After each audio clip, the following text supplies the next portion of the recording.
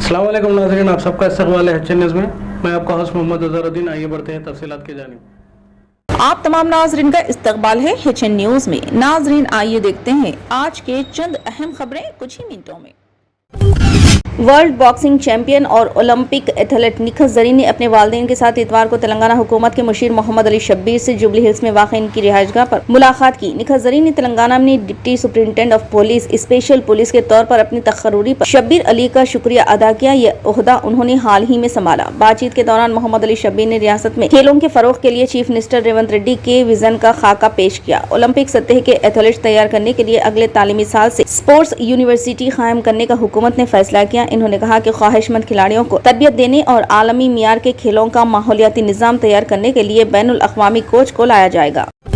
तेलुगु फिल्मों के mega star Chiranjeevi का नाम गिनीज बुक वर्ल्ड रिकॉर्ड में शामिल किया गया। हाल ही में उन्हें पद्म भूषण अवार्ड से नवाजा गया और ताज़ा तौर पर इनका नाम गिनीज बुक वर्ल्ड रिकॉर्ड में शामिल हुआ। इन्होंने 159 फिल्मों में काम किया। गिनीज बुक के नुमाइंदों और बॉलीवुड अदाकार आमिर खान ने मेगा स्टार को ये अवार्ड पेश किया। इस मौके पर चिरंजीवी ने कहा कि मेरे दोस्त आमिर खान ने सिर्फ एक फोन कॉल और दावत पर इस तकरीब में शिरकत की। चिरंजीवी ने कहा कि उन्हें इनका नाम गिनीज बुक में शामिल किए जाने की तवक्को नहीं थी। इसी दौरान चीफ मिनिस्टर ने तेलंगाना रेवंत रेड्डी और chief minister Andhra Pradesh N Chandrababu Naidu ने उन्हें मुबारकबाद पेश की। शहर हैदराबाद के कई इलाकों में कल शाम के वक्त फिर जबरदस्त बारिश हुई। खासतौर पर उप्पल, नागुल, बंडलागुड़ा, एलबी नगर, सरू नगर, सईदाबाद, दिलसुख नगर, रामंतपुर, अंबरपेट, अमीरपेट, वनस्थलीपुरम इलाकों में जबरदस्त बारिश हुई। बारिश की वजह से बाज मकामात पर सड़कों पर बारिश का पानी जमा हो गया, जिसकी वजह से गाड़ी सवारों को मुश्किलात का सामना करना पड़ा। इन इलाकों के अलावा भी दीगर मकामात से बारिश की इत्तलात मिली है।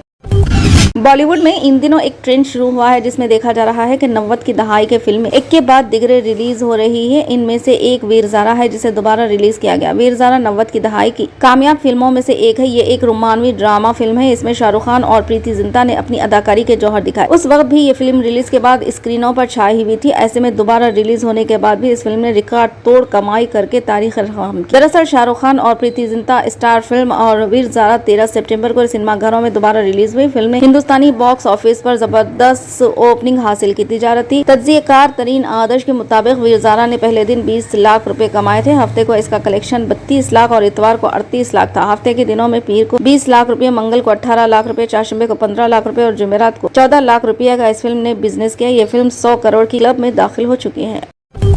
तेलंगाना में उर्दू एकेडमी, कंप्यूटर सेंटर और लाइब्रेरी के मुलाजमीन गुज़िश्ता 6 माह से तनख्वाहों से महरूम हैं। मुलाजमीन ने जल्द से जल्द उनकी तनख्वाहों को जारी करने और उन्हें माइनॉरिटी फाइनेंस कॉरपोरेशन से निकालकर दोबारा उर्दू एकेडमी में शिफ्ट करने का चीफ मिनिस्टर रेवंत रेड्डी से मुतालिबा किया। मुलाजमीन का कहना है कि उन्हें BRS दौरे हुकूमत में उर्दू एकेडमी से निकालकर माइनॉरिटी फाइनेंस कॉरपोरेशन में आर्जी तौर पर मुंतकिल किया गया था और वो गुज़िश्ता 7 साल से माइनॉरिटी फाइनेंस कॉरपोरेशन में ही खिदमात अंजाम दे रहे हैं। गुज़िश्ता खिदमात ने रियासत भर के तमाम कंप्यूटर सेंटर्स और लाइब्रेरियों को बगैर किसी वजह के बंद कर दिया, जबकि कंप्यूटर सेंटर्स और लाइब्रेरीज उर्दू एकेडमी के तहत अच्छे अंदाज में चल रहे थे। अवाम का एक बड़ा तबका इससे मुस्तफिद हो रहा था। मुलाजमीन ने 12 माइनॉरिटी फाइनेंस कॉरपोरेशन के जिम्मेदारों की तवज्जो इन सेंटर्स को दोबारा बहाल करवाने की जानिब मबजूल करवाई। माइनॉरिटी फाइनेंस कॉरपोरेशन के जिम्मेदारों का कहना है कि इनके पास कंप्यूटर सेंटर और लाइब्रेरियों को चलाने के लिए अमले की कमी है, लिहाजा उन्हें दोबारा उर्दू एकेडमी मुंतकिल करने की कोशिश की जा रही है ताकि कंप्यूटर सेंटर और लाइब्रेरियों को अवामी सतह पर दोबारा चलाया जा सके। अब जबकि रियासत में कांग्रेस की हुकूमत है और अखिलती उमूर के हुकूमती मुशीर जनाब मोहम्मद अली शब्बीर साहब भी इस सूरत हाल से वाकिफ हैं। इन्होंने 12 मुलाजमीन को इंसाफ दिलाने का भी वादा किया है। इसके अलावा उर्दू एकेडमी के सदर नशीं ताहिर बिन हमदान साहब और माइनॉरिटी फाइनेंस कॉरपोरेशन के सदर नशीं उबैदुल्लाह कोतवाल साहब ने भी एक मुलाकात में मुलाजमीन को इंसाफ दिलाने और उर्दू कंप्यूटर सेंटर व लाइब्रेरियों की दोबारा बहाली के अलावा मुलाजमीन को दोबारा उर्दू एकेडमी मुंतकिल करने और तनख्वाहों की इजराई का भी वादा किया।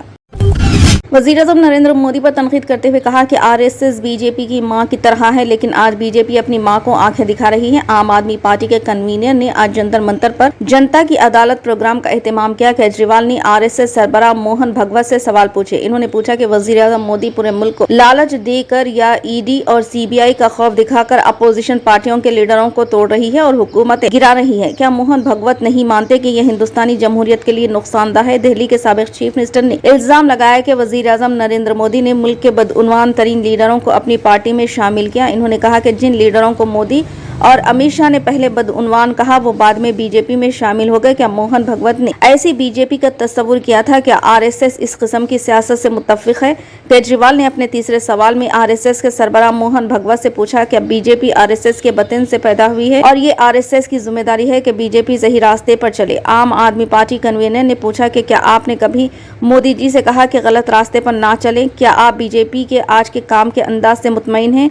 बीजेपी के कौमी सदर जेपी नड्डा के बयान का हवाला देते हुए अरविंद केजरीवाल ने कहा कि अब बीजेपी को आरएसएस की जरूरत नहीं।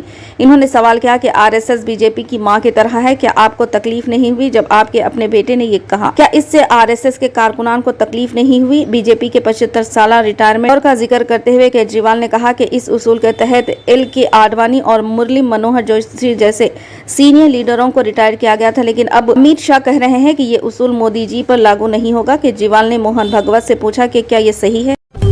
फिलहाल के लिए इस खबरनामे में बस इतना ही। देखने के लिए आपका बहुत बहुत शुक्रिया। अगर आप नए हैं इस चैनल पर तो सब्सक्राइब जरूर कर लें और बेल आइकन को भी दबा लें ताकि हमारी मजीद और भी अपडेट्स आप तक पहले मिले।